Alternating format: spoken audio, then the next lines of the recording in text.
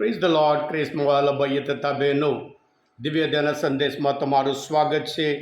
મે 16મી તારીખ શાસ્ત્રપાઠ સાંભળીએ. યોહાનનો ગ્રંથ 17મો અધ્યાય 20થી 26મી કલમ સુધી.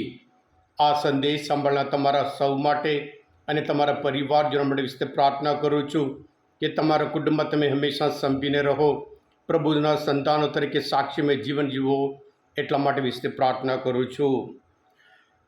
ક્રિસ્મવાલા ભાઈ હતા બહેનો, એક યુવાન આર્મીમાં જોડાયા. ખ્રિસ્તી યુવાન હતો.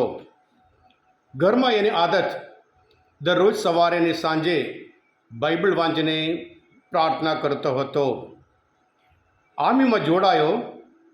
એક મોટા હોલ અને બીજા ઘણા બધા યુવાનો. સાંજ પડી, ઘરમાં તો દરરોજ બાઇબલ ખોલીને પ્રાર્થના કરીને ઘૂંટણે પ્રાર્થના કરતો હતો. હવે એને વિચાર આવ્યો, કદાચ હું અહીંયા પ્રાર્થના કરું, બાઇબલ ખોલીને પ્રાર્થના કરું, કે બીજા લોકો મારા વિશે શું વિચાર કરશે. પછી એણે નક્કી કર્યું, આજે જે છું એ મારા પ્રભુના લીધે છું. મારે તો જેમ કરતો હતો, ઘરમાં બાઇબલ વાંચતો હતો, ઘૂંટણે પડતો હતો, પ્રાર્થના કરતો હતો, એવી રીતે કરીશ. એમ કરીને બધા સૂઈ ગયા. પછી એ પોતે બાઇબલ ખોલીને ઘૂંટણે પડીને પ્રાર્થના કરતો હતો. અને બીજા દિવસ સવારમાં પણ બીજા બધા ઉઠે, સૈનિકો ઉઠાઈને પહેલાં અડધો કલાક પહેલાં જ બાઇબલ લઈને ઘૂંટણે પડીને પ્રાર્થના કરતો હતો. એ જોઈને બીજા સૈનિકોને પણ લાગ્યું, આ ખરેખર એ અદ્ભુત વ્યક્તિ છે, આપણે પણ એની સાથે એના પ્રાર્થનામાં જોડાઈ જઈએ. એમ કરીને તેઓ પણ જ્યારે એ ઘૂંટણે પડ્યો અને હાથ ઊંચા કરીને પ્રાર્થના કરતો હતો, એવી રીતે બીજા અન્ય સૈનિકો પણ એની સાથે જોડાયા હતો. અને આવી રીતે આ સંતાન, પ્રભુનું સંતાન, પ્રકાશનું સંતાન, પોતાના પ્રકાશમય જીવન દ્વારા, સાક્ષ્યમય જીવન દ્વારા પ્રભુનો સંદેશ અન્ય સૈનિકો માટે પણ આપ્યો હતો. ક્રિસ્મસ ભાઈ હતા બહેનો, આજના શુભ સંદેશમાં પ્રભુ ઈસુ ફરી પ્રાર્થના કરે છે એકતા માટે, સંભ માટે, માત્ર શિષ્ય માટે નહીં.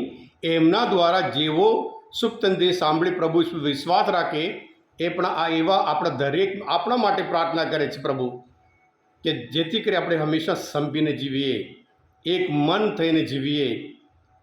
એક મન થઈને જીવીએ એટલા માટે, જેવી રીતે પિતા અને પુત્ર અને પવિત્ર આત્મા તેઓ એક મન થઈને જીવે છે, સંપીને જીવે છે, એવી રીતે આપણે પણ હંમેશા જીવીએ એટલા માટે પ્રભુ ઈસુએ પ્રાર્થના કરી. સાથે સાથે પ્રભુ ઈસુ એક અદ્ભુત પ્રાર્થના કરે છે. સૃષ્ટિના મંડાણ પહેલાં પિતા પરમેશ્વર જે મહિમા એમને આપ્યો હતો, પ્રભુ ઈચ્છે છે આપણે બધા એ જ મહિમા આપણને જોવા મળે, આપણે પણ એ મહિમામાં સહભાગી થઈએ. હા ક્રિસ્મવાલા ભાઈ હતા બહેનો, કેટલો અદ્ભુત પ્રાર્થના. પણ આજે આપણે જાણીએ છીએ ખ્રિસ્તી ધર્મમાં કેટલા બધા ભાગલા, કેથોલિક, પ્રોટેસ્ટન્ટ, મેથોડિસ્ટ, મુક્તિપોચ, જાતના છે. બધા એક જ શ્રદ્ધા, એક જ ઈશ્વર, એક જ પિતા પરમેશ્વર, એક જ સંસ્કાર, પણ અલગ, જેવી રીતે એફેસસ ધર્મ પિતા 4 અધ્યાયમાં પૌલ કહે છે, શાંતિના બંધન વડે પવિત્ર આત્માની આપેલ એકતાને ધ્યેય દ્રઢ રાખવા પ્રયત્નશીલ રહો. દેહ એક જ છે, આત્મા એક જ છે. એક જ આશા આપીને ઈશ્વરે તમને હાકલ કરી છે. પ્રભુ એક જ છે, શ્રદ્ધા એક જ છે, સંસ્કાર એક જ છે, અને સૌના ઈશ્વર અને પિતા એક જ છે, જે સૌની ઉપર છે, આ મારફતે જ કામ કરી રહ્યા છે અને સૌમાં વસે છે. એમ કરીને પૌલ પોતે આપણે કહે છે.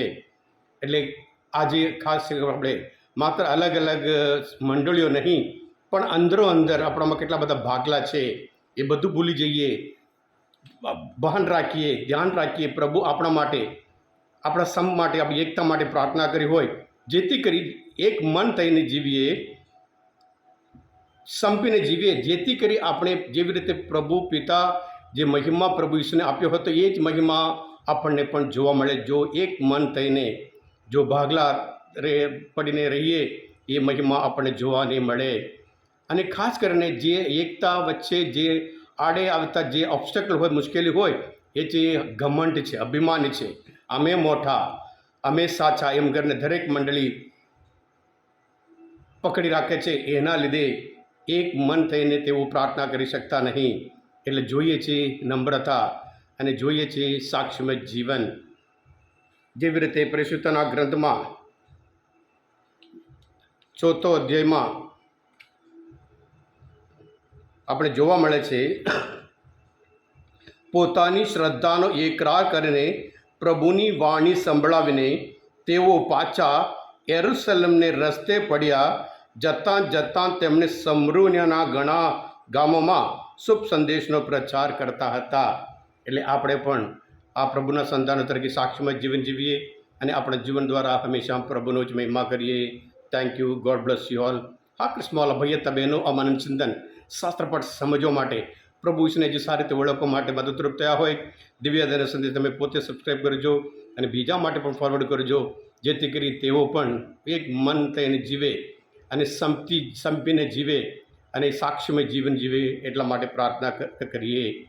પ્રભુ ઈસુ, હું તમારામાં વિશ્વાસ રાખું છું.